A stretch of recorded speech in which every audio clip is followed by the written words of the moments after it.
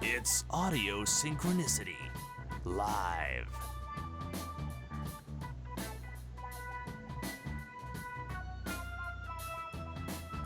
With your hosts, Andres Perez. Hello, people of the internet. This is Kaiju Noir here.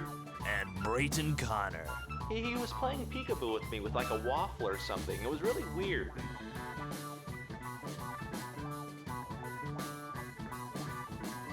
And now, Kaiju Noir presents Audio Synchronicity, live.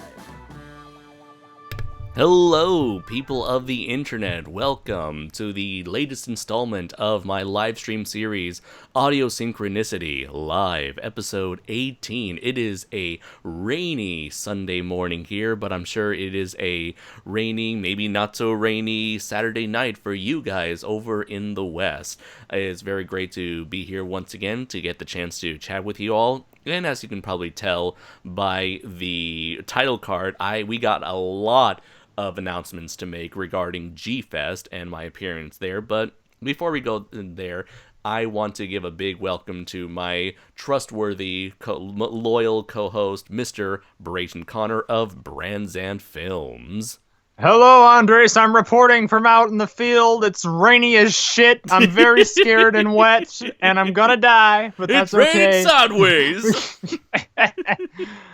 Hi, everyone. How are you all? I hope you're having a peaceful evening, and I hope you enjoy this amazing picture of a giant robot being struck by lightning. That's me right now, because it's very dangerous outside. But I'm here for you people, because I'm obligated to be. It's part of your contract. Yes, and let's see. One big thing, I do want to give a big congratulations to Will Kearney, aka Crooked Lore, for having his very first novel of being published on Kindle, which is a book that I worked on as an editor, and something our mutual friend and local Sasquatch, Denny Roth, worked on as an illustrator, and that is God's Wrath, Tournament of the Divine, Book 1. And let's see, let me bring up the cover right now. Knowing Denny, I'm sure he wanted it to be called God's Wrath, but there was a big fight between him and Crooked over that, and one won out. Makes sense to me, I think. I think so. Yeah, and let's see. I'm trying to see if I can find the link to the Amazon page.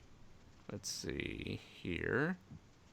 But yeah, I'm super excited. Like, I've been waiting forever for Will's book to come out, and super happy for him that it's finally out and about.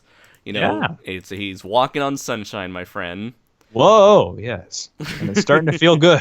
Oh yes, most definitely. Yeah, I mean the main character's name is Sun, for God's sakes. Well, that's pretty on the nose there.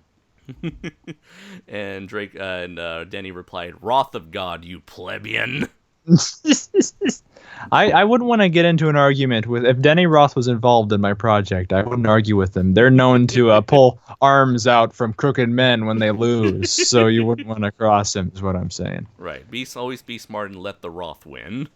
Yes. And Sean Berry says, Denny Roth, Bigfoot and God's child.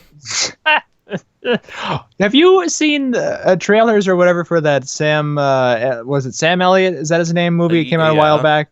We need to remake that with Denny Roth. I heard about it. I want to star as the Sam Elliott character, and I want to hunt down Denny Roth.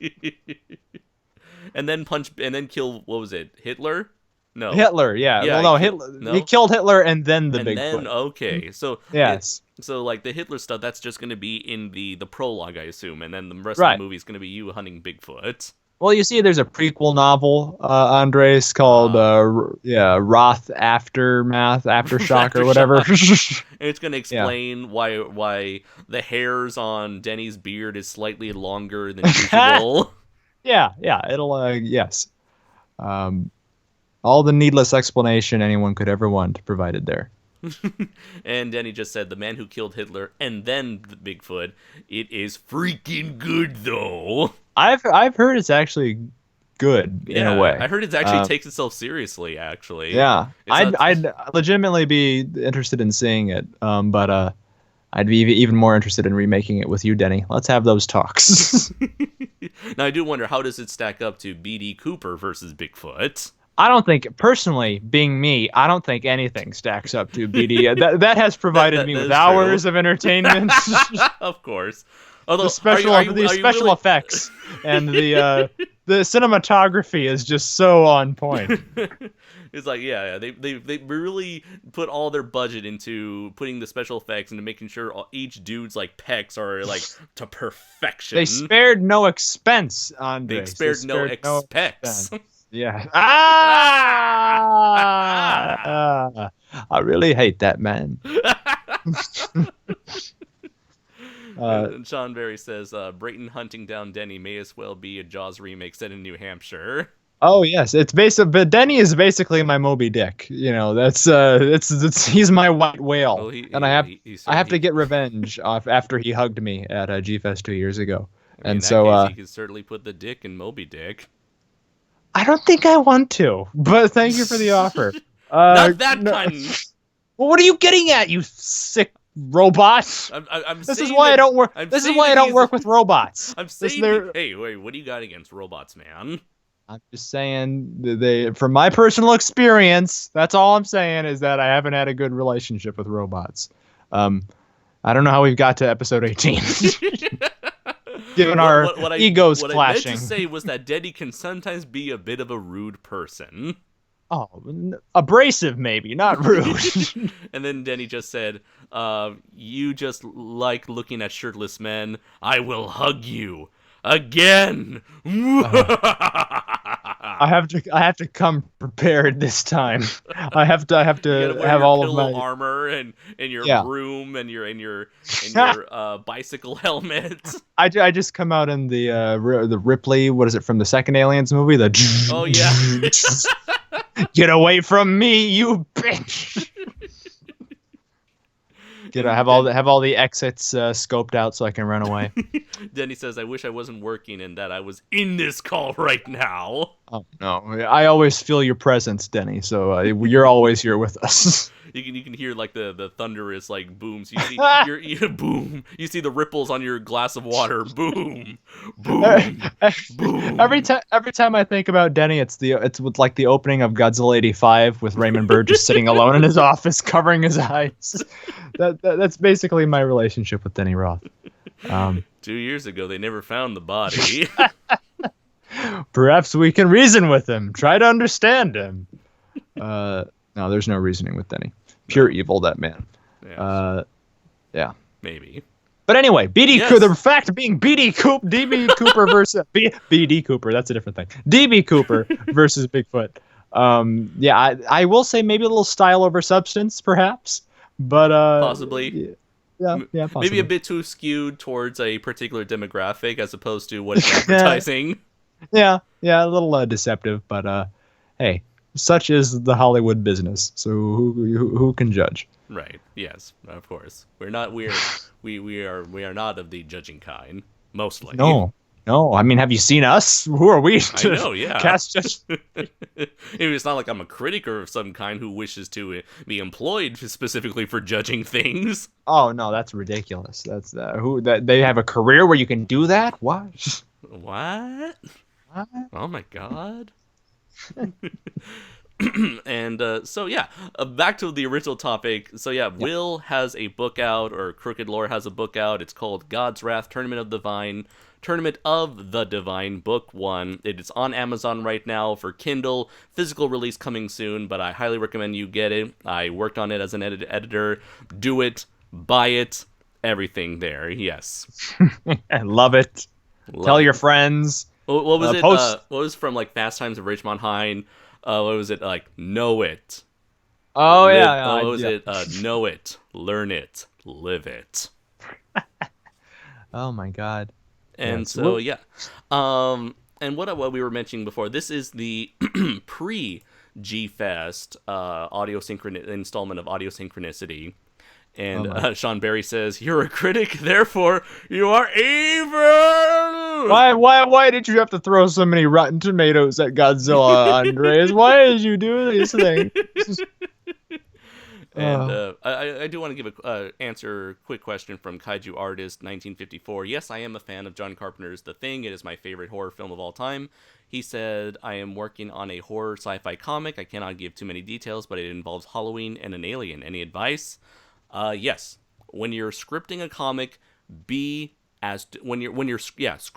be as descriptive as possible. Leave nothing to the imagination of the artist. You have to be as specific with all your details as possible so that when you're working with your artist, the artist knows exactly what to work with. Otherwise, they're going to make up something and you're going to be like, oh, wait, I didn't intend it to look that way. And then they'll be like, well, you should have written it down. Yeah. I've definitely learned it the hard way, and it's something I kept in mind when working on Draco Azul, further comics, like Draco Azul issue 2. The Further Adventures. The Further Adventures, a.k.a. Electric Boogaloo. A.k.a. beating up more fucking monsters in the face.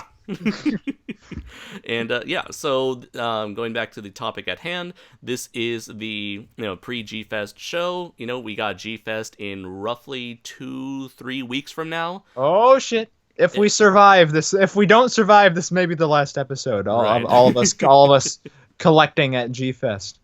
That's crazy. It's crazy. Like it always seems like such a long ways away when a G-Fest gets over, but then it comes so quickly. Mm-hmm.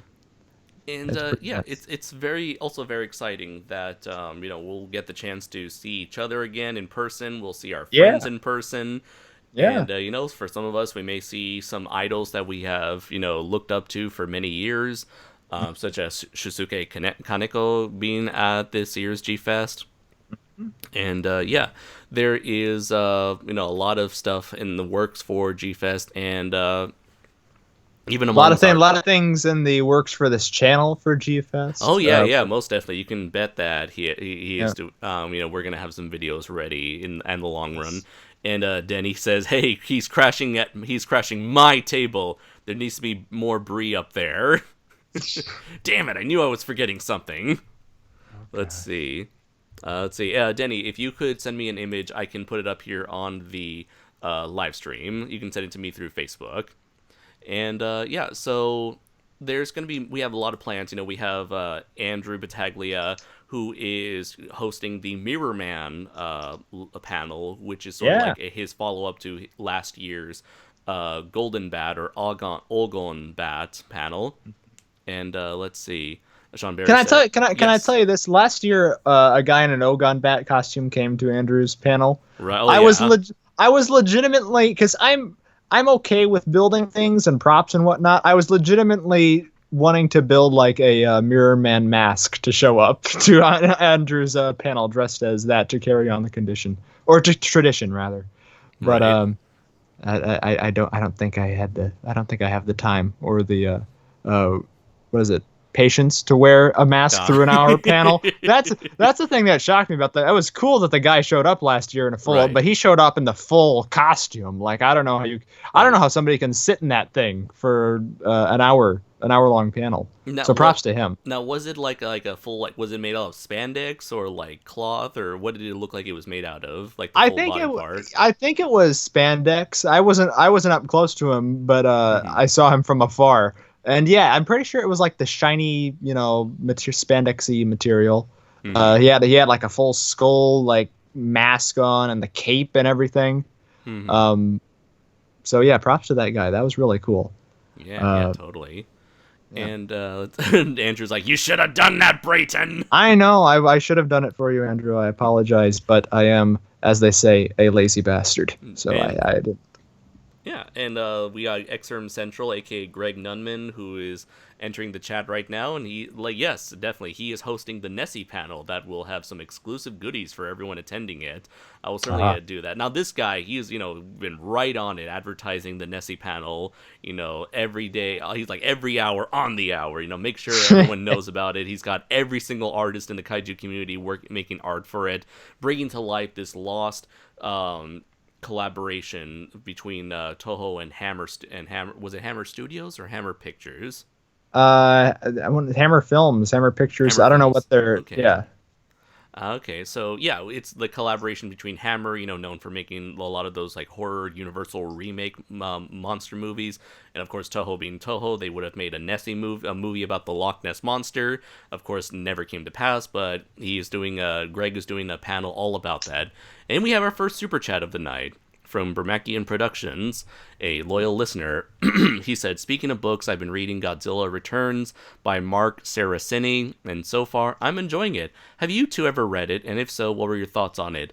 I've heard of the Mark Saraceni books through Toho Kingdom, but I have not read a single one of them, so unfortunately I can't say I have any opinion of them. I don't think I read the Godzilla Returns one, but I read one from the library when I was really little, and I just don't know. I don't know. Maybe it's just like another me problem that it's hard for me to really get into books. But I know I love books, but it's hard for me to get into something like as high concept and visual as Godzilla. Reading it like on a page. Yeah.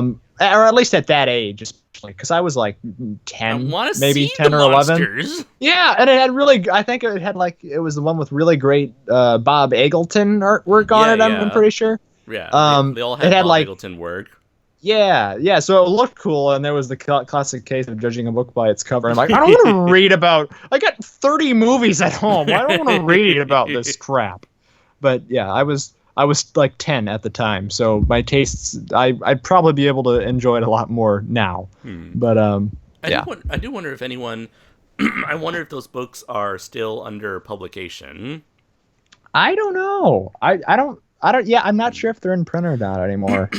When did those come out? Like, it would have been in the 90s. Oh yeah, it had to be in the 90s. And let's see, we have our second super chat from Sean Berry saying, "Looking forward to G-Fest, as we are, as are we, Sean." Yes, yeah. It'll be fun. We're doing another. What is this? The third G-Fest experience for the Kaiju Noir channel. for the channel, yeah. With you, me, Patrick, Andrew, and possibly some. I don't know if we want to blow the reveal of a surprise appearance from a certain detective. Maybe not yet. I thought you were referring to another potential guest, but oh yes, that one too. Yes, that little one too. Yes, but who we're taking pity on by bringing him onto our channel. Oh no! I'm absolutely kidding. I know. Let's see. And Denny says that he is hosting a panel as well. He's doing a second paleontologist related panel, which he did the similar thing last time. I believe last year he was doing what sort of dinosaur would Godzilla be. So I'm not sure what the topic is going to be about this one. Mm-hmm. And let's see. Kaiju Artist says, I want to go to G-Fest, but unless I can get a trip to Chicago. It seems like that is the main obstacle for a lot of fans. They just can't seem to find a means of getting to Chicago. Although it kind of, I don't know, I guess for me, as when I was a teenager who first heard of G-Fest in like potentially high school, I was like, oh wow, G-Fest is so far away I can never get there. But having gone there several times, and you've gone there several times, more times than I have. I've been going since 2008. Well, I missed 1 year, but I've been going. Other than that, I've been going straight since 2008 to G-Fest, and it never seemed like an obstacle for me because since I live just the state over. Yeah. And we drive there every year. Yeah. It's not really that difficult to get to G. I mean, for first off, it's like a super cheap convention to get into, like financially speaking. And even if you can't get a hotel room, there's plenty of hotels in the Chicago area. The thing you need to go there is either by plane, which is admittedly expensive, or drive yourself there, or get someone to drive there for you. Yeah, I think if you have the funding for it and if you really want to go, it's not too daunting of a task because you've gone there from out of country, right? Like 3 times it's like now. If I can get my ass to G-Fest all the way from Japan, you can too. Yeah. People living in fucking Idaho, you can go. And hey, we like Bill back in the early days. Man, I can't believe we were calling those the early days. Bill and I drove from New York all the way to Chicago. We drove practically halfway through the country to do that. So again, if we can do Yeah. that, I'm sure anybody can go to G-Fest. And it's a lot of people's first G-Fest. Sean Barry, it's going to be his first G-Fest. It's going to be Raph's first G-Fest. It's gonna be, Derek D-Man's yeah, first. D-Man's first G-Fest. Yeah, And boy, we're is all he in for a surprise given how popular Yeah. he is.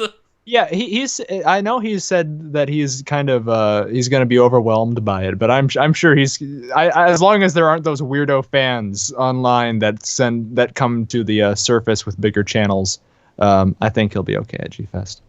But no, yeah, it's going to be a wild time. Yeah. Let's see. Greg says Denny supplied one cool illustration for my panel, and the artwork should be off to print this week with digital copies being available pretty soon.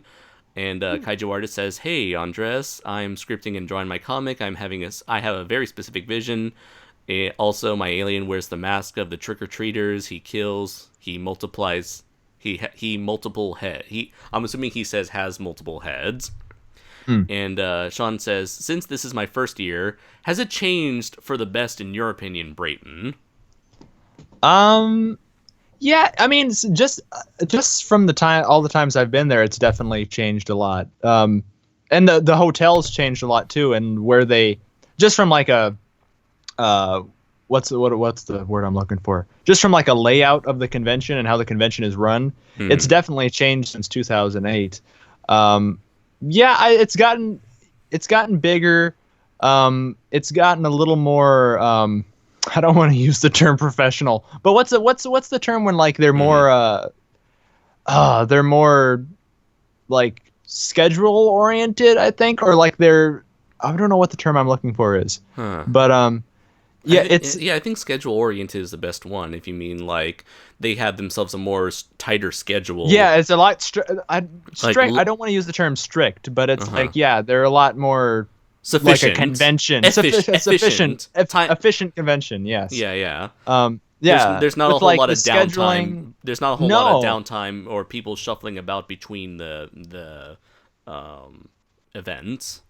Yeah, no, the scheduling, like especially like everything has gotten over like a lot sooner over the years. Like the most of the events end at like what 4 or 5 now. Yeah. Usually 4 o'clock, 5 o'clock. That's when like the big panels end, and then there's probably some more stuff happening behind the scenes that you have to like look into. Yeah. I still think at night like they still have like the festivities, like the opening ceremony and the costume contest at night. But yeah, just from the time that I've been going there, it's gotten a lot bigger and a lot more crowded. But I still enjoy going every year. I don't know how many more I'm going to go to, and that's not me being out of like, oh, I'm sick of G-Fest. I want a new convention. No, it's not that, but it's kind of like Monsterpalooza, here we come. Yeah, it's like I really love G-Fest and I love the environment, and it's easy for me to get there every year. But yeah, I think at this point the only reason I really go is just to hang out with you guys, because I like when it comes to G-Fest itself, I get it now. I think like I've been there 10 years. I know what I'm in for.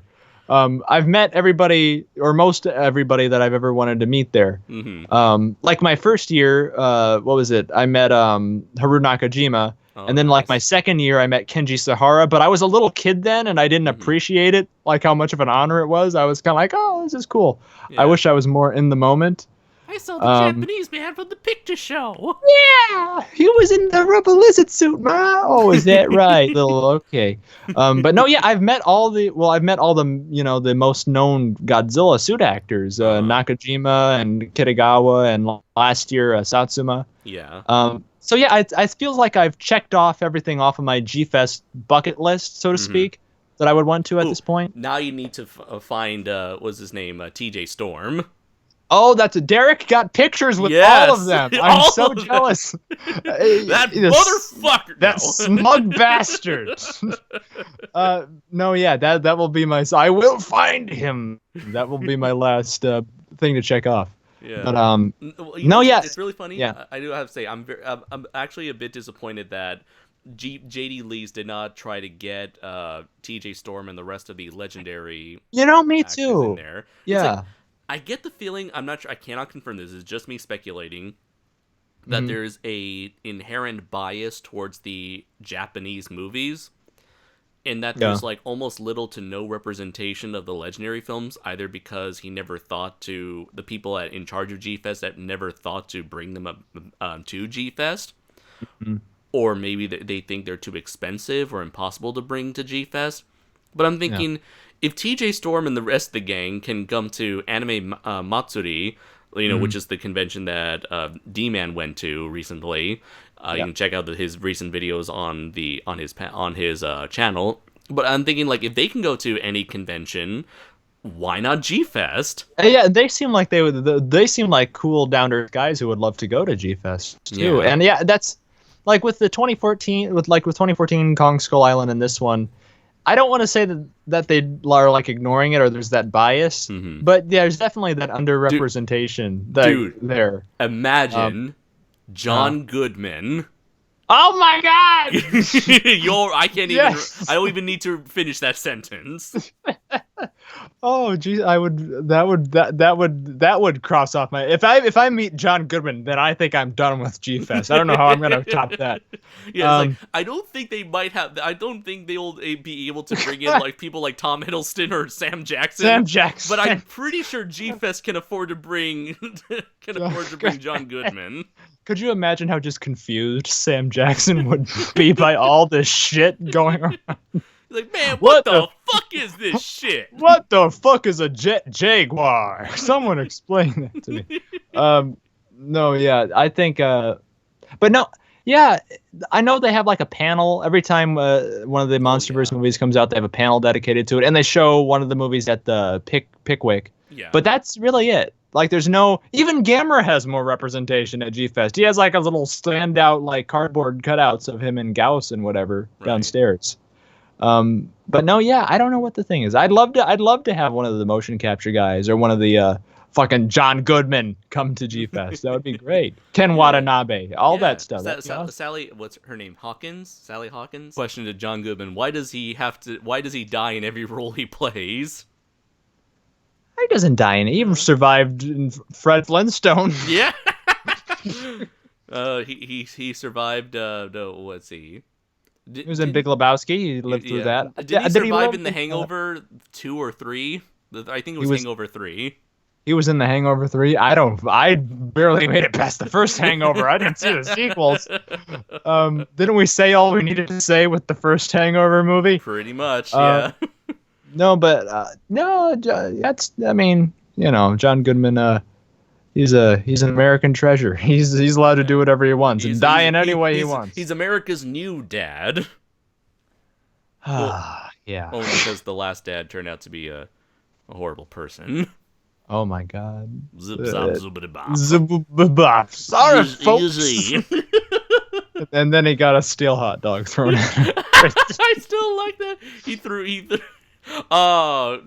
Crooked Lore said he died in the original Roseanne. God damn it! And the original Roseanne, but he was resurrected. Yeah.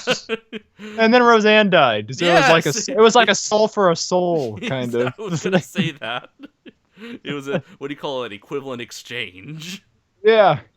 Just John Goodman turns to Roseanne. I'm sorry, little one. Ow, Dan. And Jordan says he survived Monsters, Inc. That's true. Yeah. Let's see. And if there's one thing I want to, I would like to see improved in G-Fest would probably be the treatment of Artist Alley. Oh my God, yeah. Don't put them in the basement at the end of the hallway. Yeah. Don't put them in the basement floor. Don't shove everybody in the basement floor. No, and the last Artist Alley before Bill Murray took over. Yeah. The last Artist Alley, it was a really open space. You could kind of chill out and talk to people. And it wasn't really meant to be an Artist Alley, but they made the best out of it. Yeah, and it worked. Yeah. But with this one, it's just a tiny room at the end of the hall. Everybody's cramped in there. It's uncomfortable. They deserve. These are talented people. They deserve better than that. Would you say the modeling room has more room than the? What has more room, the modeling room or the current Artist Alley? Probably the current Artist Alley, but you kind of no, the current modeling room actually they changed it for last year. They opened up like what is it? When you go downstairs and you like turn to your immediate right, they have like 2 rooms open. Like they have I think 2 rooms open with like the wall that slides out. So they have a huge open space, which they don't need. So you could easily switch those 2 rooms around.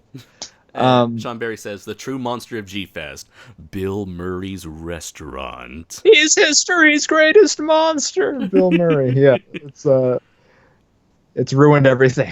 Then he Damn says, toss him in the Caddyshack. basement. And With all the trash. trash. Then he says, the modeling room, I'm pretty sure. Yeah. He's going to take, I'm going to bring tape measure this year. Yeah. And John Barry, toss Godzilla Battle Royale into the basement where it belongs. Oh. Oh. No, JD Lee's, I don't want to. And Kaiju Artist, thoughts on Mortal Kombat? I like it. Moving on. What was it? Here's the thing. Here's an unpopular suggestion, or a suggestion I know people are going to hate me for. But I feel like a good portion, like there's this large, so there's several ballrooms, with a massive amounts of space. There's, 2 ballrooms, ballroom 1 and 2 for the panels, the biggest panels. Ballroom 3 and 4, I believe, are used for the whatchamacallit, the dealer's room, thank you, where all the merch is sold, bought and sold. And after that, the last ballroom is for Dojo Studios. Yeah. And Dojo Studios, they make, short indie films there that they later premiere at the following year's convention. However, every time I visit the Dojo Studios, they always seem to have a lot of free time where the people are just laying about, chatting with each other, and fans can come just looking at their costumes and sets, limited sets and green screen. But because there's so much downtime, I have a feeling that it would have been much better if that could have been the location of the artist alley. And and then after 4 o'clock, 5 o'clock, then they could take the room to film all their stuff. Or rather, I don't think they really need to have all that space. I'm not sure. I'm you're the filmmaker. I'm not. So it's like, I don't know. Well, I don't know. Like here's like I'm not I don't sure. know. I respect. I absolutely when I was a kid and the Dojo Studios wasn't really a thing when I first went there, but they weren't filming anything, but they had all the costumes and like props set up, and they had their own cool little space before they officially formed, I guess, and started making movies every year. But no, I have respect for what they do, absolutely, and like it's really cool to see all the costumes that people make, set up in there and whatnot. Many of them made by Jacob Baker. Yeah, Jacob. Yes. The one who's Jacob Baker's coming this year too. Yes, he's coming back, right? He made a movie with called Notzilla, the Duke of Monsters, and it's going to premiere at G-Fest. Yeah. So yeah, it's always great seeing all that stuff, but yeah, you're right. A lot of the time when you go in there, I don't know. Filmmaking is a lot of setting up just to film very short things. Yeah. So I don't want to put that too much against them. But I always thought, I think the same thing as you. I think that would be a much better suited to an artist alley. Yeah, I don't know. The layout is kind of bothersome for me in recent years. When I was first going there, the layout was perfect. Because I know they remodeled the hotel a little bit, like the restaurant in and of itself, and the hallway, the one with the fire oven pizza. The fire oven restaurant, and and the hallway that leads up to that. There was like the hallway has a wall on it, like that's across from the fire oven that wasn't there when I was originally going. So they had more stuff, spread out all over the convention. Yeah, I think everything's just. It's gotten bigger, but it feels more cramped in recent years. And I guess that's obvious because more people are going and, they're remodeling and there's less room to move around and whatever. But I don't know. I think artists deserve better treatment, though, is what I'm getting. A roundabout way of saying I agree with you. So again, not my convention, so I'm barely considered an artist. Yeah, guest. I mean, look, they've been doing it. The Jay DeLeese has been doing the convention for 26 years. I'm not going to tell him how to run his convention, but I'm just putting it out there that maybe I'm not saying that you should shut up. I'm just saying that you don't have to open your mouth and say stuff to me. What was that? Was that Canadian? I don't know. I don't know what I was doing. I almost went into Goofy there. Well, that ventured into Goofy. I don't think you need to be talking anymore. Someone should shut you the fuck up. Yuck. Come on, Maxie. We're gonna visit this grand little artist alley in the basement. It'll be a one humdinger of a doozy. Oh. This is why we don't run conventions on this. Could you imagine the shit show? This is why there's no audio synchronicity panel. That too. Andrew said Dojo Studios should be moved downstairs. It's not like they really work on those films like they used to in the early 2010s. Also, can't wait to watch Notzilla. Yeah. Funny enough, that would saying that would normally sound like a sarcastic, backhanded compliment, but no, it is the one time where a title like Notzilla is super genuine. Yeah. That's pretty cool. I don't know much about it, but if Jacob Baker's involved, I am hooked. Absolutely, yes, always. Let's see. So we mentioned the stuff that Andrew's worked on, stuff that Greg is working on, stuff that Jacob's working on, Denny's working on. Two more panels I think I want to bring up is the fact that Patrick Galvin, our friend, the unbiased don't give teller. him the spotlight, Patrick Galvin. Yeah. What does he know? He's what has just he a contributed? Critic. No. He thinks he knows things. I've seen movies too, Patrick. I know what they're all about, and the subtextual meanings and the things with the histories and the ladies. No. He is doing a panel based on the works of Akira Ifukube, and I believe he's doing a panel alongside Oshima, who worked on the scores for the Millennium, a good portion of the Millennium series. And so, yeah, I'm very glad that, if anyone's going to talk about Akira Ifukube, I'm glad it is our dear friend Patrick. Yes, and Patrick also helped he contributed in sharing. I don't know, he was very involved with the, what is it? What's the title of the concert? It's Kaiju Crescendo. Yes, it was that. And it was crowdfunded, and they have the money, and they're going that. I would go there, but knowing my damn history with jet lag, flying between countries, I know I'm going to be knocked out dead by the time the show's going to start. Well, I went to the last two concerts that John DeSantis put together, and they were fantastic. So if it's going to be in a better theater, was it a humdinger of a doozy? No, that implies badness, Andres. It was a humdinger of a doozy. Okay. I'm not so adept at my Midwestern slang. No, a humdinger of a doozy ain't too good, but those concerts, they were pretty all right. They're in an actual concert music hall, I guess, for this one. So that's going to be really cool. That's going to be a lot of fun. But Patrick's doing he's joining in on a panel with those guys talking about Ifukube, and I will be there. And I think there's also I don't remember the pianist's name, but there's going to be a live performance of Ifukube also before that panel from one of his protege students. Oh yeah. Was it his students or was? Yeah, I think it was his student. Yeah, so. One of the last students who worked with him and remembers him has firsthand experience working with him. That is amazing to hear about. Yeah, that's going to be amazing to hear about. Mm-hmm. Yeah. So very very cool. And I guess the last thing that I'm going to be part of is one of the very last panels of G-Fest, which is at Sunday. What is it? The finale of G-Fest. Yes, the grand finale of G-Fest. It's all building up to this. I forgot. Is it going to be at? I forgot. Is it going to be at the same time as the Godzilla anime panel? Yes, I want to know which is going to have more attendance: the Godzilla anime panel or the Godzilla YouTubers panel. I will. You guys, I don't know how far away the panels are from each other, but I will run to the anime panel to see how many people are there, and then run immediately back to your guys' thing. Yeah, so it's gonna be. Well, yeah. Sorry, go ahead. No, I was gonna say, but yeah, it's as far as I'm concerned, it's the YouTube panel is the finale of G-Fest, and you and D-Man and the Monstrosities guys need to have a fight like Godzilla King of the Monsters to make it all worth it. Oh, this was a lot cooler in my head. This is pretty sad. It's just a bunch of nerds slapping each other.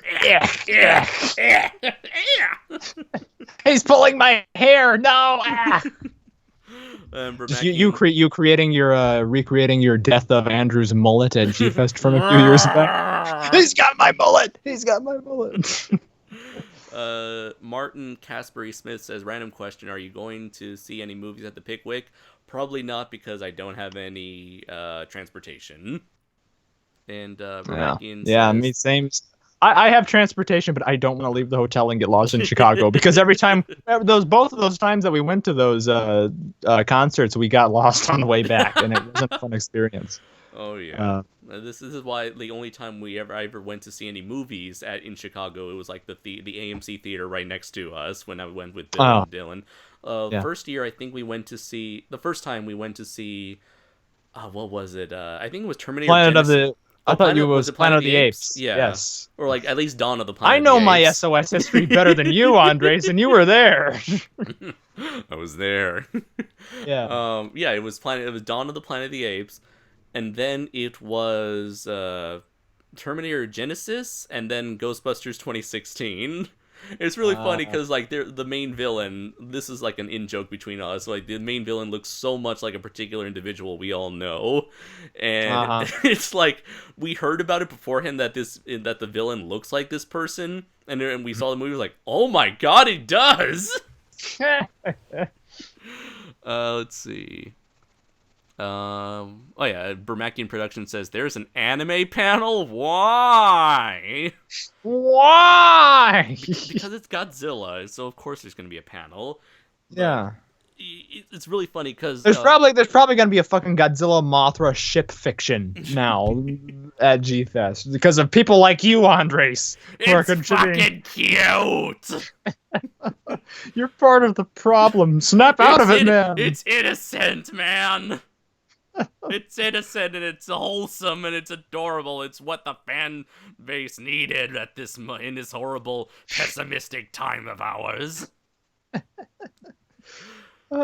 Sean Berry says he's going to take a picture of the anime panel. So thank you, Sean, because I don't want to be more involved with that than I have to be. Thank you, Sean. And he says, I know my SOS history too, both good and bad. Yeah. Well, whatever, Sean. Whatever, Sean. Let's see. The villain was campy, cheesy, and corny, to say the least. I don't know. Not sure if I. Oh my god!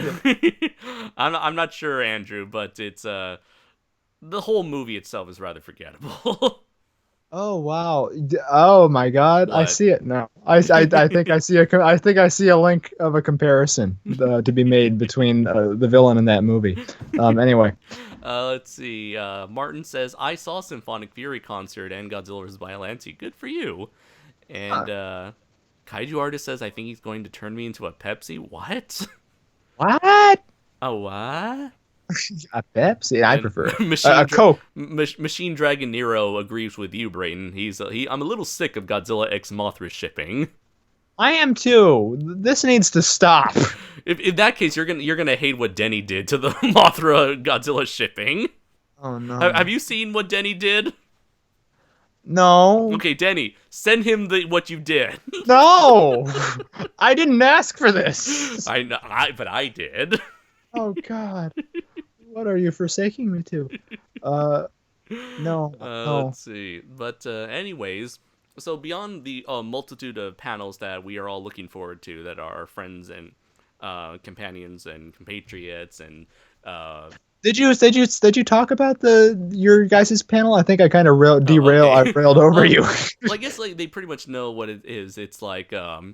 yeah, it's me, it's Titan Goji, it's D-Man, it's Monstrosities, it's Dangerville, all going to talk about Godzilla and YouTube stuff, and answer questions from the audience and share a little bit of what it's like to be a YouTuber. Should give you guys a look on what it's like on the inside. Yeah, all the seedy, dirty secrets and the drugs and the violence and the mafia ties And that then the go behind hookers and the blow, and then and the lady and the hangout. And Yeah. Denny said, he can hate it all you want. It's fucking wholesome, you evil man." Oh, great. Denny sent me something on Facebook. I wonder what this could be. Oh, God. You fucking people. Oh, my God. You think this is funny? Maybe.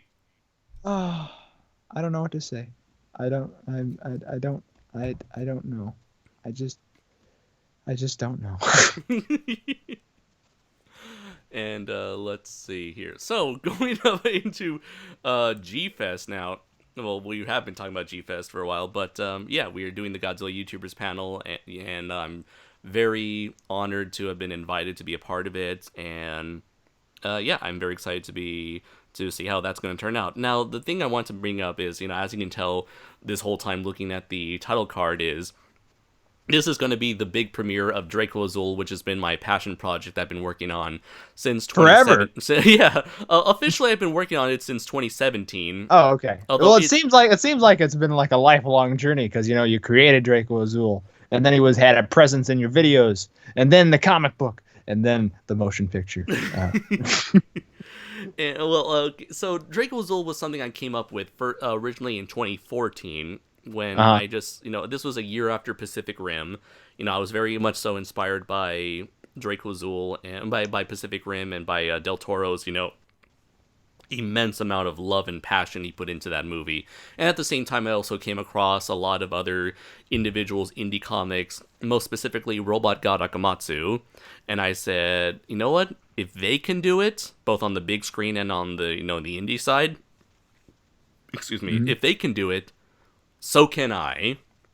Yeah. And so with Dylan's help, we created this design of ours, or this design of mine, and quickly turned it into my mascot, made it like the focus of the Kaiju Noir branding. Eventually, over the next couple of years, I've been like developing the lore for this character. Gave him a pilot, gave him a Maya backstory, and created some monsters for him to fight. And eventually, people encouraged me to take this to the next level and make an actual comic out of it. I guess to quickly answer these two questions. From Super Chad, Burmakian Production says, "Here's my question for the entire Godzilla YouTubers panel. What got you into Godzilla in the first place?" I believe that's already going to be one of the questions Titan Goji has planned for it. But thank you for asking. So stay tuned. Yes. Let's see. Draco Azul. Sean Berry says, "Draco Azul, shut up and take my money." I really hope that'll be the case. Jordan Fazende says, "Danny DeVito, trash." Trash. Draco Azul, he rises, he's on the ground, he eats the trash. He starts spewing garbage at the monsters. I'm not a ref, I'm a villain. I want to see. I actually made a video and shared it with Raph. I have to share it with you of Hedorah, voiced by Danny DeVito, aka the Trash Man. I need to see that. Yeah, I go around, I throw trash all over the ring. That's always been my impersonation of the director of the Godzilla anime trilogy. I take this animation, I throw trash all over the movie. Yeah, and my character started spewing garbage dialogue. Oh, that was a burn. What was it? Oh yeah, so Draco Azul. So in 2017, I got into contact with Tyler Souls, the artist and lead creator behind Durantis, the Lost Serpent, whose second issue is finally coming out this year. And I feel like he was the perfect man for the job. And so we collaborated with each other, and over the next 2 years it's been a very slow process, and it's kind of really taught me a lot as to how collaborative the comic making project is, in that like you're just a good portion of the time you're just waiting for certain people to be available. Like it boggles the mind to know that in the professional comic world they're like pumping out this shit like once a month. Yeah. Or in the in the manga industry, they're pumping out a chapter a week. Mm-hmm. And meanwhile, it's taken me 2 years to put this comic together. But hopefully, we've now that I've learned the ins and outs, issue 2 will take significantly less time to make it, especially when like half the inks have already been finished at this point. But in the time being, I've been collaborating with other people, trying to grow the Draco Azul branding. And I just wanted to go by each of the 4 points that I wanted to share with you guys. As Sean Barry says, Eric Andre seen Draco Azul, let me in! Let me in! I love that clip. I never watched the Eric Andre show, but I should, given what I've seen. A friend of mine showed me a little bit of it. I think it was almost a little too weird Adult Swimmy meta humor for me, but it's definitely funny. I like the idea of someone who's like doing a parody of those awkward public, what do you call it, public station? No. What's it called? When you have public access. Public access, talk shows. Yeah, for the fake talk shows are my favorite. Fake anything, like fake. There's a show that I really love that I just discovered recently called Garth Marenghi's Dark Place, which is like a Stephen King parody. Yes, a Stephen King like esque parody horror show. It's my favorite thing. Place. Yeah. I'm a horror storyteller, dreamweaver, and also explorer or whatever. It's great. Yeah. I wasn't part of the original climax, so I asked they shot extra footage of me. So this is Dean Lerner not putting on an act, but putting on the truth. Listen here, you scallywags! Just pounds the table. It's great. Anyway, point being. Yeah. The Eric Andre show is a delight, and you should watch it. But Draco Azul also equally a delight, and you should buy it. Yes. In fact, it is the Kindle version is now available for pre-order, as I scheduled it to premiere on July 8th, which is the Monday before G-Fest. To get that a bit of like the hype train rolling. So you can go on to Amazon.com, search Draco Azul on Kindle, and you will find it. In fact, I have the link right here, and I'm hoping the link will work for us. Let's see here. Putting in the link.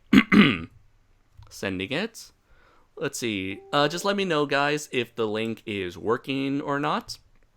And hopefully if it is working. It works for me. All right, excellent. So there you can see Primal Warrior Draco Azul #1 Kindle edition for $2.99 on Kindle. And so, you can check that out. And let's see. Jose Aguilar says, Me enters live stream. Kaiju Noir talks about memes and Danny DeVito. Well, yes. That's the Kaiju Noir live podcast in the love. What do you call it? In the long run, or in a nutshell? That's it. That's what I meant to say. What do you expect? Is my question. He's probably expecting is trash. Trash. all over the live stream.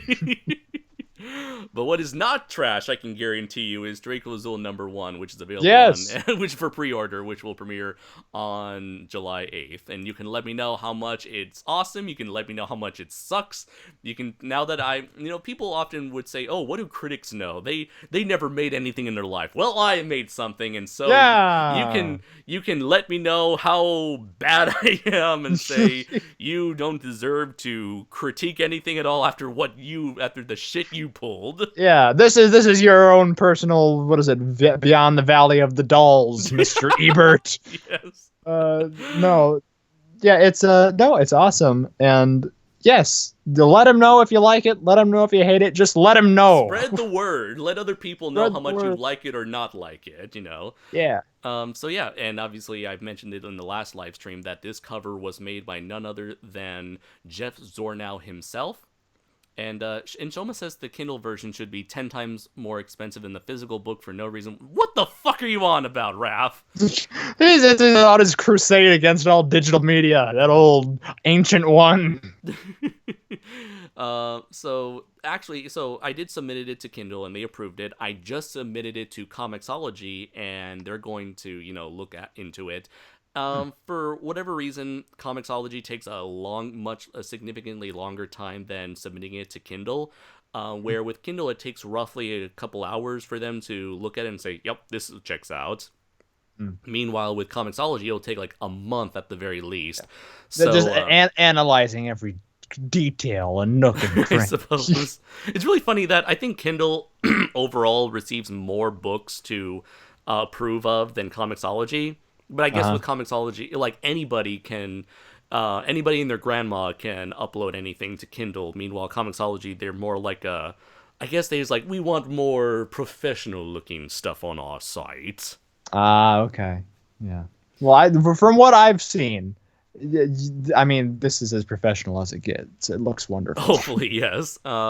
Let's see. I'm glad you didn't do this all yourself and just go like the Chris Chan route. Oh no. What was that one guy who was like, "Oh no, oh man, oh no, man, oh god, oh man, oh god, oh man." And thank you very much, Sean, for pre-ordering. Denny says, now the question is, did Andres make anything of worth? You tell me, Denny. Let's see. Let's see. you're gonna be sharing a panel or a table with him at GFest, yes, so it'll be really awkward if he thinks you didn't make anything of worth. Let's see. Andrew says, Andres was having a good time today until this. See slight criticism of Dracula's no. My comic is not campy, cheesy, corny. Actually, yes, I would argue that my book is perhaps sad. I would argue that because it's so about like giant robots and monsters, it's probably as campy and cheesy and corny as you can get. Yeah, and you will admit it. Yes, I will. Let's see. S452 says, hello, Kaiju Noir, long time no see. Finally got time to take part in one of these live chats. Got a question for you. What GFest panels are you looking forward to besides the YouTuber ones? Well, we just talked about them just now, so you'll have to listen back. But in to make a long answer short, I'm looking forward to all the panels involving my friends, which is, Patrick Galvin, Greg Nunman, Dan I was gonna say Danny DeVito, Danny Roth. I'm the Rod Squatch. I live in the forest. I draw trash.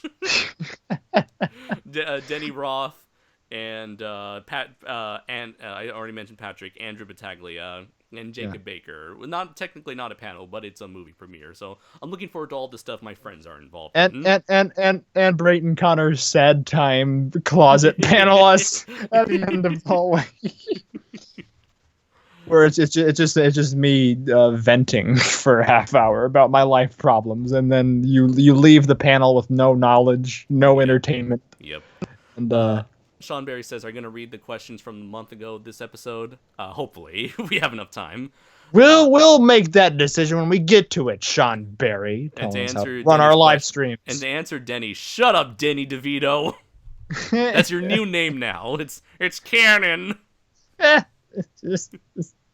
Andres, Crooked says, Andres, did your artist draw your character's boobs the size you wanted? Well, not yet. But no, actually, I'm gonna say yes, he did. And this is in reference to issue 2. Oh, I was gonna say Draco Azul has boobs. No, there's no boobs in issue 1. You will get them in issue 2. Yeah. Oh God. Let's see. Andrew says, "I'll be there for the closet panel." Brayton. Thank you. That's all I care about is my friends' support. Jose Aguilar says, "Question: What do you think of the Netflix dub of Evangelion? Have you seen it or no?" Nope. Let's Nope. see. Then Danny DeVito says, "Well, then find someone else to sell your trash at." Yeah. All right, so let's see. Moving on from the comic itself, I will be selling physical copies. So I mentioned it's going to be on. It's on pre-order right now for Kindle, and you can Yep. search, the title Primal Warrior Draco Azul. It's only $3, and then you could hopefully, in the future, also have it available for Comixology. Afterwards, G-Fest, I'll be selling physical copies. I ordered 50 copies to sell from Comics Wellspring. Thank you very much, Denny, for all your help on that part. All seriousness. And to answer Crooked's question, no. So yeah, I'll be selling the comic there, and along with the comic, I'll also be selling a limited set of prints. Let's Ooh. see. Let me see if I can take off this image. So I earlier before mentioned God's Wrath, Tournament of the Divine, which is the novel that Crooked Lore wrote, that I helped as the editor. And so he and I actually started an actual cross-promotional collaboration with each other called Draco Azul X God's Wrath. Those cross collaborations are pretty popular with the kids these days, especially over in Japan. You'll have one day you're walking by and all of a sudden you'll see Gundam doing a cross promotion with a curry restaurant.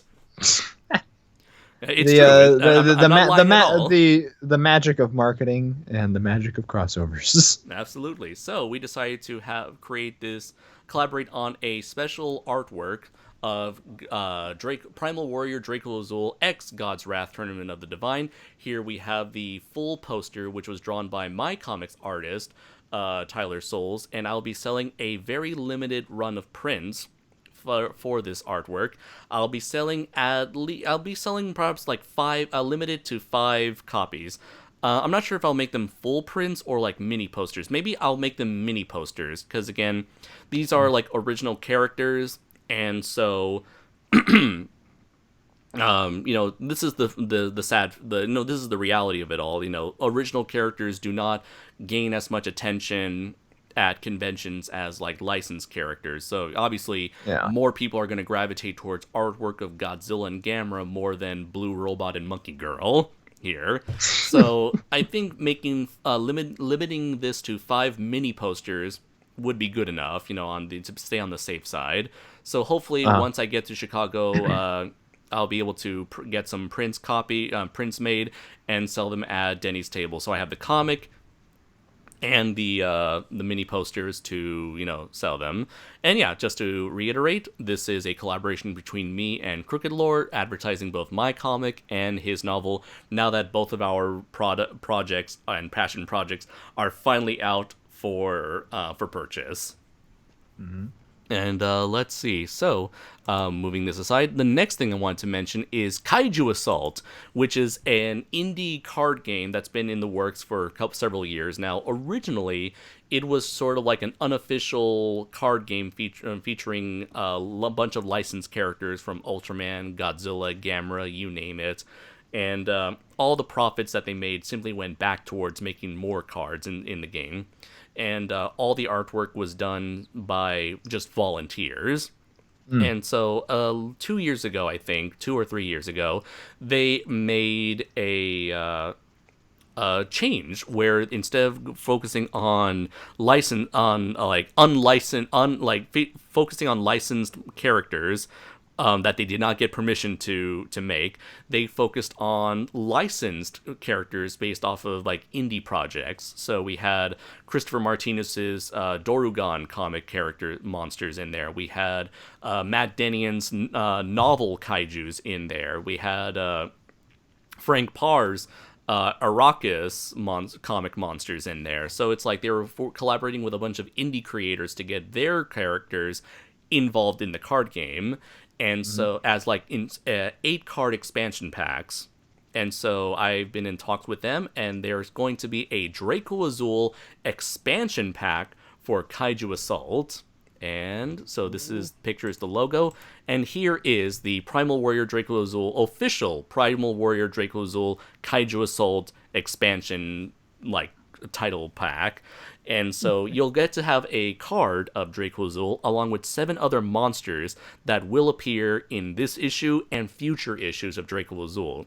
So if you want to see a preview of what monsters Draco Azul will fight in future issues, this is the way to go, my friends. My gosh. At this rate, Andres, when are you going to get to Draco Azul the flamethrower and Draco Azul the breakfast cereal? This is pretty nuts. Not quite yet, but I do have something better in mind with you, my friend. So, over the last several months, I've been collaborating with an artist from Thailand, a friend of Garayan's actually, named Tabun Lee, and I've been working with Tabun on making a 15 centimeter, which is roughly 6 inches, figure of Draco Azul. And so, showing off here is the 3D model that he was able to create of Draco Azul based on his appearance from the second issue forward, which is like a slightly different from the first issue after, Tyler wanted to make a more leaner version of Draco Azul. And we have going with a more retro style figure with with 5 points of articulation. We're going to have like moving arms at the shoulders, waist swivel, a head swivel, and a scarf swivel. So you can pose the scarf, left or right, or have it just, laying down. Have it like billowing in the wind. Mm-hmm. And let's see. So this is the 3D model, and here is the 3D printed prototype in Tabun's hands. Now, hopefully, at this moment, now that the 3D printed prototype has been completed, he's actually going to create a mold of it for a translucent blue resin mold figure. Yes, indeed, Jordan. We're actually making a Draco Azul action figure in the style of those like vinyl hero figures. Like, you've ever seen like an Ultraman vinyl or a Sentai vinyl or a Kamen Rider vinyl action figure. They just, they move the head, the waist, the arms. We're going more with that. And the one thing is I do want to let you guys know is that unfortunately we're going to not go with the color. We're not going to go with a painted route, but rather we're going with a translucent blue resin route, similar to like have you any of you ever seen those like translucent crystal looking Godzilla vinyl figures that are usually like theater exclusives? Yeah, I've seen pictures of those. Yeah. So I decided to go in this route because going with a fully painted action figure would actually make the production like significantly more expensive, and so it's like to produce figures of each toy would be around like $15 to $20 each, which is easy enough. But then painting each figure would probably be about $100 each, and I don't want to make the figure at least $100 each. At least like from what Tabun has told me in like the Thailand toy business. So I don't want to make the figures like super expensive for everyone. So I decided on the translucent blue route as like an alternative route to make it still look very appealing, but also affordable for people who have never heard of Draco Azul, if you know what I mean. Oh yeah. Maybe down the line, if we're able to find an affordable painter, maybe we'll get a painted figure. But at the moment, so I do want to clarify that we are not selling the figure at G-Fest, but rather I'm producing a single figure for display at G-Fest at the Artist Alley. So I'll be having my comic for sale, my limited amount of mini posters for sale, and I'll be having the figure for display and gauge the attendees and fans' reactions both at the convention and online to see, like, is this something that you guys want to check out? And so far, we've had a lot of positive... We got to make a fake toy commercial at G-Fest. Yes, I do definitely agree with you. Holy crap, it's Draco Azul! We're coming to the rescue! Oh, look at he kicks the crap out of Don Fry! Oh! He's going right into it! I don't have any memories of this robot. And Jose says, make it gray, so if people want to, they can paint it. That's a very good idea. I'm thinking, we could do it like a plain gray, or to still have it look appealing. Maybe we can have like plain blue, maybe. There you go. Yeah, so it can be like translucent blue or like plain blue. You can have a Force Ghost option or Yeah. There you go. There you go. And Jordan, yes, I love the Jobby reference right there. Swivel here. For anyone who has never watched Jobby the Hong's videos, please do so. I can't guarantee that your life will be better, but it'll probably be more entertained. And S452 says, "I'll take 20." Again, I do want to be, fully transparent with you guys here, and that is Transparent, 'cause translucent. translucent, Yeah, yeah. yeah. Um, I still have yet to decide on the pricing of this figure. Obviously, it seems like there's enough people out there who want to buy this figure, and the main issue is that we have to factor in how much it costs to export these figures from Thailand to Japan, and then how much it's going to take for me to export them from Japan to you guys in America. Yeah. And Yeah. whenever I export something from Japan and send it to any of my friends in America, it's usually about $20. And to produce these figures would be about another $20 to $15. And then who knows how much it's going to cost from, send from Thailand to Japan. So, and of course, I really want to make a profit on these figures. I can't just say, Oh, sure. Yeah, you don't want it costs- to be a losing with like cost of materials and whatnot. Right, You don't want it to right. be So a it's losing venture. Yeah. So if it costs like $50 to import, to make and import these figures, Yeah. it's going to have to be more than $50. So it is going to be a bit of a price tag on it, but I'm going to see. I definitely don't want to go over $100, but I just want to keep it under that much.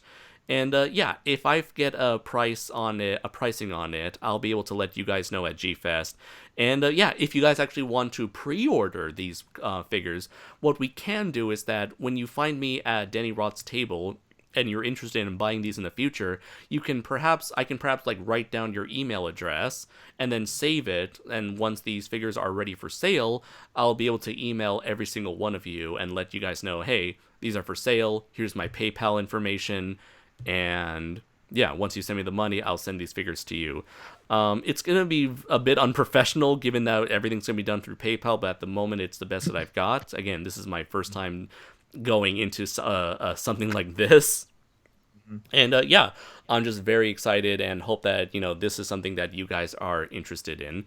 Bermakian Production says, question, why is everything so expensive in Japan? Because it is limited, my friend. Everything is made in limited quantities because this is made for like the hardcore fans who are willing to throw out that expendable cash. Yeah, that's the thing. If Japanese people have a lot of expendable cash, and only a small portion of them actually buy this stuff.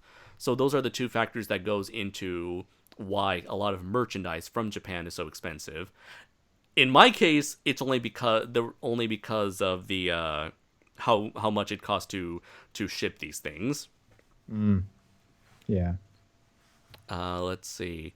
Crooked says, "Hi, Andres Perez here. Have you ever wanted the hope of Mexico in the palm of your hands? Why not try the new Drake of Azul action Oh, figures?" can we film the toy commercial in like a orange overcast like filter? I Mexico get what you're saying. 2019. And Bremakian Productions says corporate business. And Shoma says the figures should also be hidden in tin boxes scattered across the nation for no reason whatsoever to annoy the customer. I'm not sure what he's referencing there. What a great business strategy that would be. I think you should it's just sprinkle them across G-Fest. Have it be like hidden Mickeys, hidden Dracos. And Jose says that small percentage being middle-aged weebs and kaiju fans. Yeah, that's pretty much it, yeah.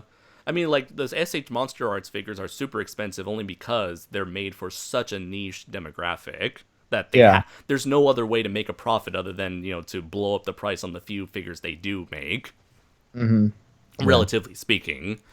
So, yes, that is it for the what I have in store for Draco Azul at G-Fest. We have, again, the comic.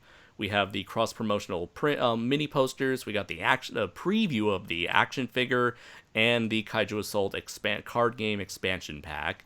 So hopefully you guys are in store for all of that when we are at G-Fest. And just to let you guys know, once again, I will be in the Artist Alley most of the time at G-Fest, selling my stuff at Denny Roth's table, where he's selling his stuff, such as Martial Star, which is the anime-inspired sci-fi western comic he is doing.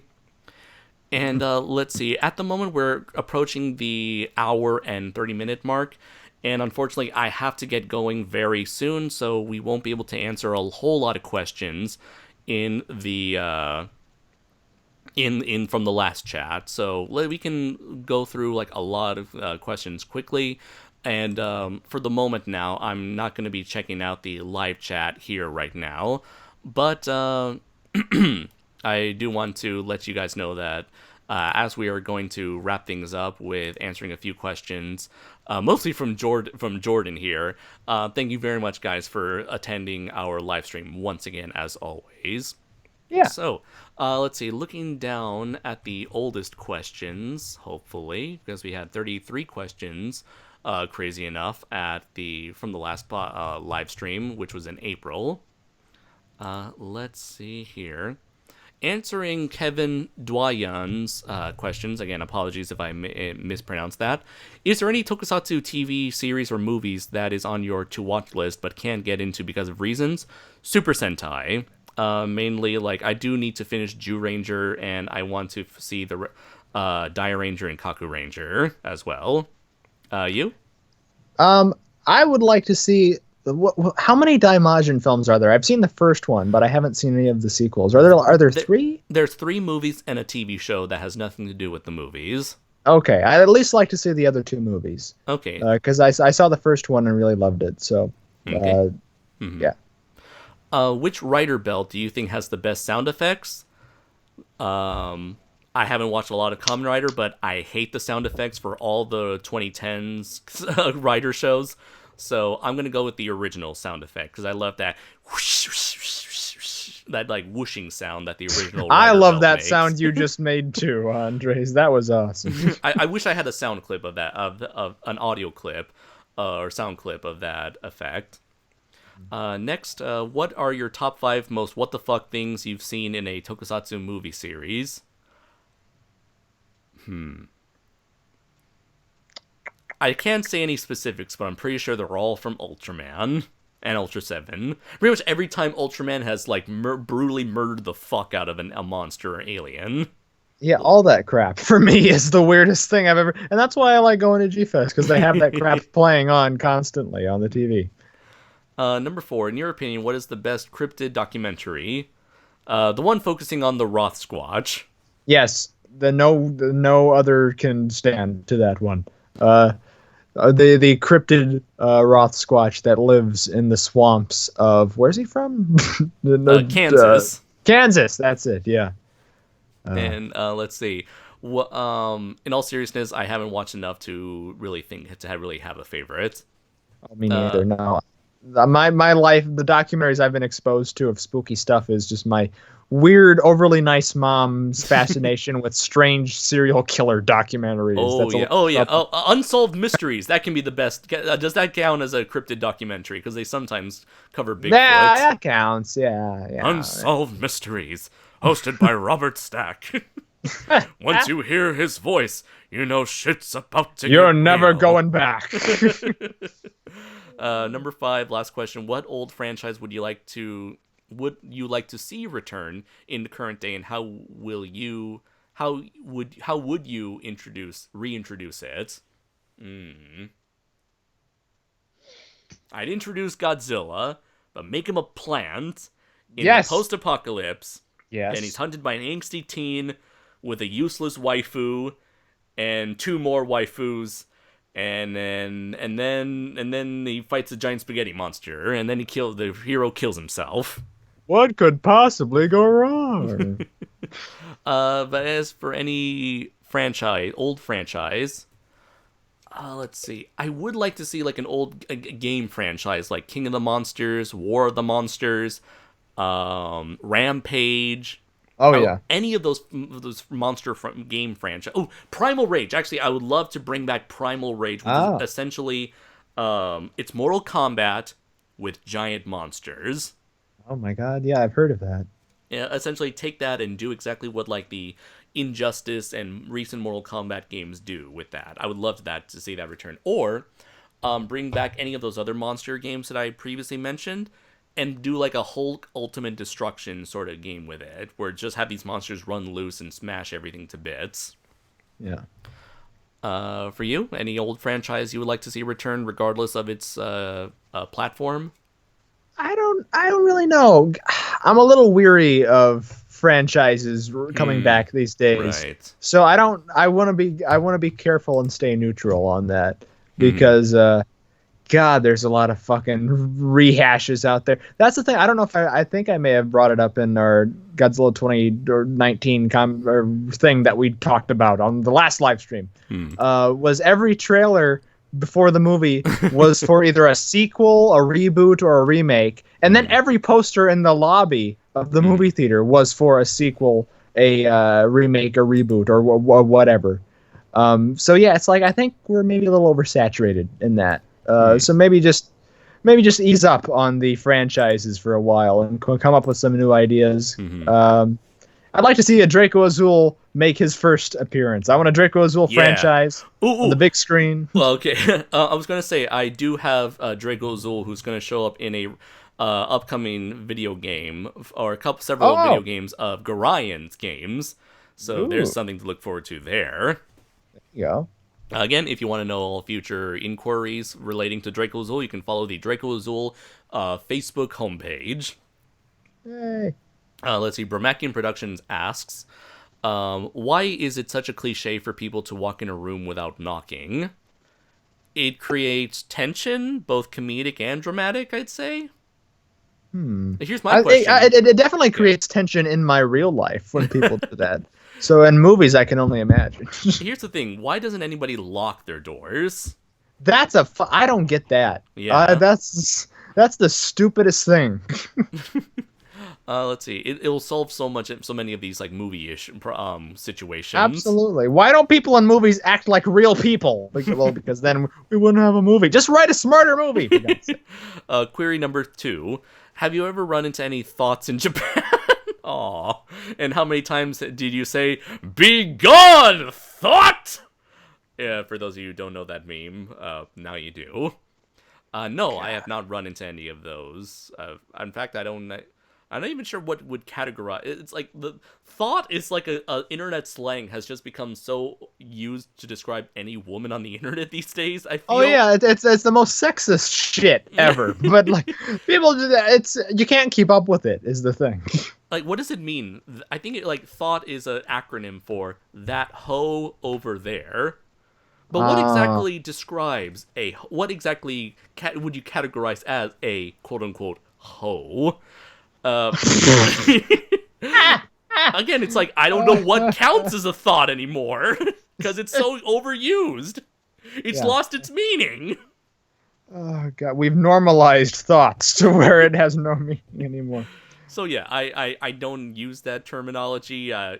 Because you're a respectful human. Even jokingly, I've never used it just because I don't want to. But I don't even know where to even begin as that question. But yeah, I would say no. I have not run into any thoughts in Japan. Number 3, my YouTube novel idea is starting to become an actual reality, and it's scaring me to no end because I fear it might flop. And I'm currently, you know what? I understand that idea where it's like you're afraid that it might be a failure, but it's like it's kind of sort of like a similar situation to, if you remember George McFly from Back to the Future. He wants to be a writer, but he's like, what if I'm not good enough? And it's like the classic thing is like you'll never know unless you try. It looks just like with me and my comic. I don't know if people are gonna like it. Most likely I know for a fact I'm gonna lose money from it because I spent so much money producing this comic. I know I'm not gonna make anywhere near that money back. But I don't really care. Just as long as Yeah, it's something you want to do. You'll be proud of. You'll be satisfied with. You're making it not to make money out of it. You're making it because you want to put something out there. That's the whole thing with my Mystery Science Theater fan thing. It's a total non-profit thing, but it's a fan-made thing. But I want to do something, so I did something. And sometimes it's all that's matter. You're happy. You prove it to yourself. You know that you can do something, and you can make it of quality. And just sitting around and being worried about it not turning out well is self-defeating. Just go for it. Right. Go right into it. Right. Go for it. And he says, I'm currently working on Godzilla vs. King Ghidorah War of the Titans, a complete rewrite of the original 1991 film. What advice would you give me on how not to fuck up time travel? Don't do time travel at all. No. That's one option. The other option is make a consistent rules for how your time travel works in your story. You know, have a set of rules. Even if your characters don't explain these rules, have the rules, make up the rules in advance, and then make sure your story is consistent with those rules. Because with Godzilla vs. King Ghidorah, say what you want about that time loop fan theory on Wikizilla and Sci-Fi Japan and all that stuff, but it's like clearly this person gave no fucks when writing this story. Time travel. He's like, fuck it, we'll do it live. That's the mentality of the Heisei series in a nutshell. Yeah. Don't do that. Put some thought into not doing it. Number 4, I'm going to upload soundtracks on my channel to actually shifting over to making my... I'm going from uploading soundtracks on my channel to actually shifting over to making my own review podcast, the Mermakian podcast, where I can review anything but not everything. Is this a bad thing if I don't let my audience know what I'm doing, that I'm doing something else than the stuff on my channel? I don't really think so, because I'm sure there will be fans who are disappointed that you won't be uploading their particular favorite soundtracks or whatnot. But I don't know, it's like for a channel that uploads other people's content to then go to uploading their own content, I don't see that as a bad thing at all, really. Mm-hmm. I'd see that as a more creative a creative venture than simply uploading other people's stuff. Just look at David. Oh. And bonus question, how do you say thank you for reading my questions in Japanese? Let's see. I'll get back to you on that, because I don't know the words read and question in Japanese. I'm very horrible with my vocabulary. I got the grammar handled there, but I haven't actually been studying up on I've been so focused on the YouTube and Draco's Duel stuff that I haven't actually done much studying in the last year or two. I'll get back to you on that. Been slacking off, Andres. And let's see. We got a whole lot of questions from Jordan Fazende here and from Sean Berry, but we are going to save those next time since we are at the top of the hour. Let's see what sort of questions we have here. Let's see. Martin says, I love Primal Rage. It's the goriest fighting game ever. Jose says, everyone's a thought. Okay. If we look deep if everyone's a thought, then no one is. Exactly. If everyone's special, it's like the old saying. If everyone's special, no one is. Nobody is. Yeah. Let's see. Exterm or Greg says, did I miss anything, guys? Just got home from work. We just finished answering questions for today's episode. And Shoma thought, because really stupid people can't use pre-existing words from the big scary English language. It is pretty scary, yeah. Let's see. Spooky, even. Spooky, scary language. Sends shivers down my spine. Let's see. Kaiju Artist says, and Shoma, I'm a big fan of your work. You should check out my comic trailer when it drops. And I don't understand that reference you just made with proletarians. That's in Shoma's favorite word, proletarians. Okay. That's he calls everyone that who don't understand English. Jordan says it is the same with Kingdom Hearts. They just made shit up as they went along. Oh, most definitely. Isn't that what we all kind of do, though, with our works? Make shit up as we go along. Sometimes people do it better, though, than others. And Jordan says, don't say my last name if you can't pronounce it. I was trying to avoid. I avoided saying your last name, but anytime I see it, I always read it with like a Spanish accent to it.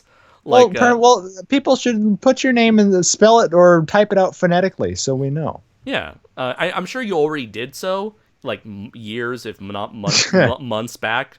But I apologize for not knowing it. But yeah, I've tried throughout this whole podcast. I've tried avoiding saying your last name because I vividly remember me fucking it up the first time.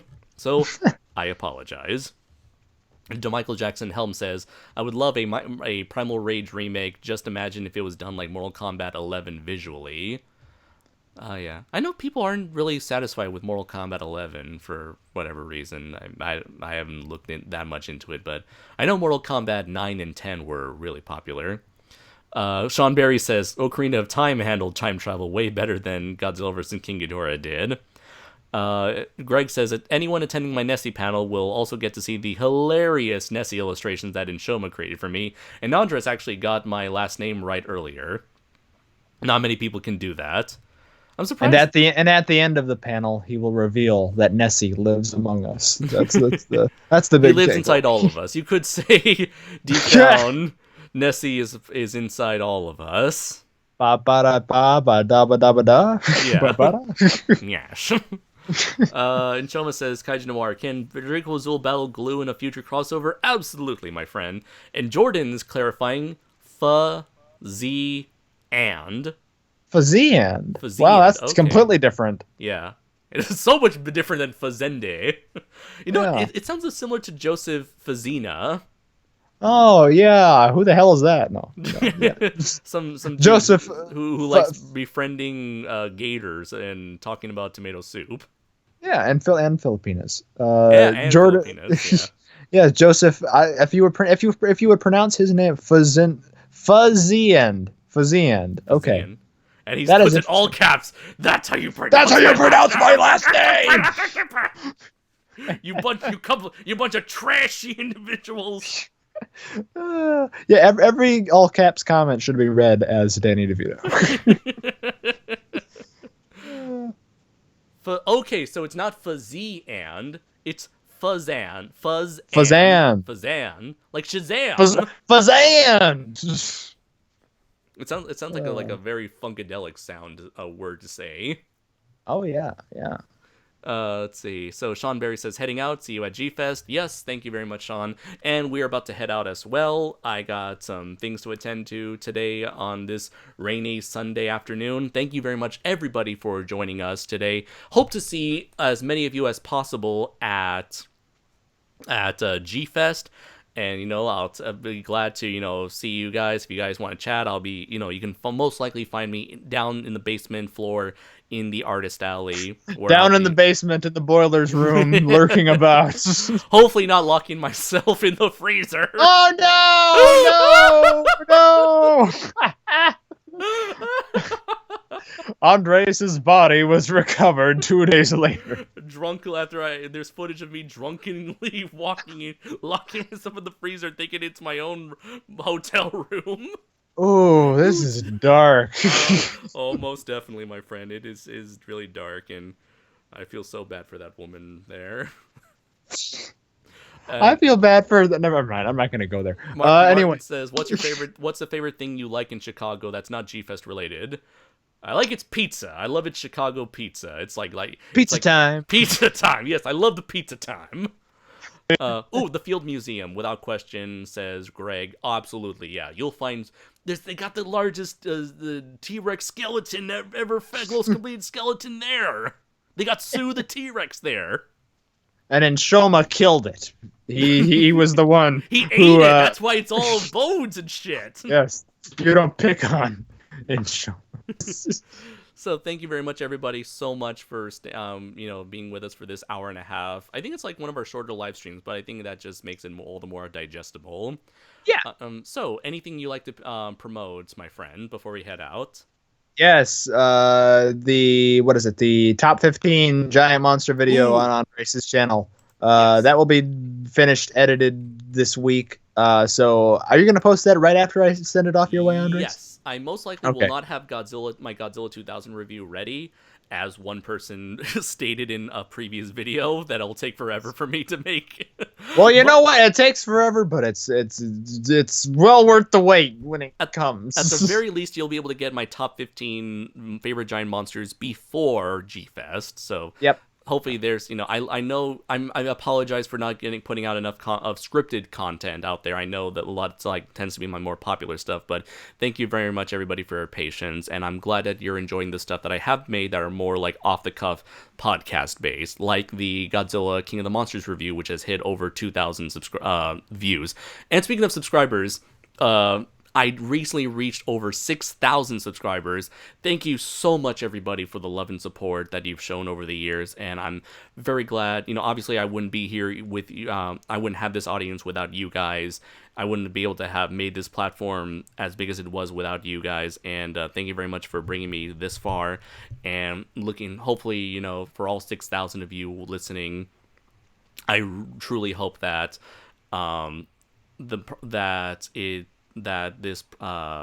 these projects of mine, be it YouTube or comic related or anything else, has been worth subscribing to. So, isn't that pretty crazy to think about? Like, if you got 6,000 people in a room, like all these people have subscribed to your channel and watched you, that's nuts. Absolutely, my friend.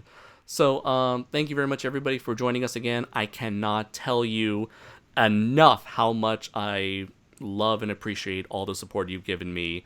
Whether it's comments through the comments you leave on my videos, through simply watching my videos, through watching the live streams, for supporting me any way you have. It's been an extremely rewarding experience. And thank you so much for being there every step of the way. And hopefully the future will be just as bright as it is now, if not more so.